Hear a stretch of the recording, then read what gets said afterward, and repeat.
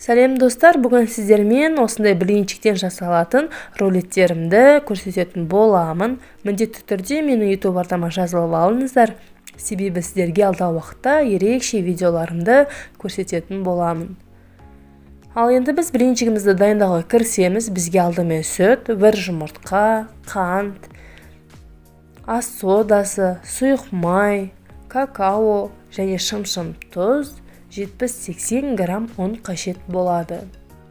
Барлығын қосып, араластырып шығамыз. Бізде осындай сұйық болып шығады. Блинчиктерімізді пісіруге кірісеміз. Егер дәл осы рецептпен жасасаңыздар, міндетті түрде бір жасағаннан блинчиктеріміз шығатын болады.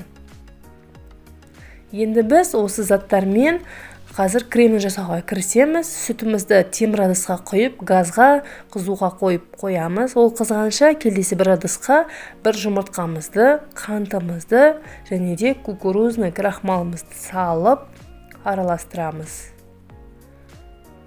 Кукурузный крахмал болмаған жағдайда 1-2 ас қасық ұнмен алмастырсаңыздар болады. Мінекей бізде осындай болып шықты. Енді 1 ас қасық ванилин қосып тағы да араластырып алдым. Отта қызып тұрған сүтімізге жаңағы дайын болған смесімізді салып жайлап араластыратын боламыз. Көріп тұрғандарыңыздай 10 минуттай кейін қоюлана бастады. Оттан алып сары майымызды саламыз. Бөлек ыдысқа құйып, холодильникке суығанша қойып қоямыз. Холодильниктен алдым, мінекей суыды. Бір араластырып жібердім. Дастарханға пищевой салахуанымызды төсеп, блинчигімізді қойып, осылай кремін жаға отырып, ұзынша етіп жайып шығамыз.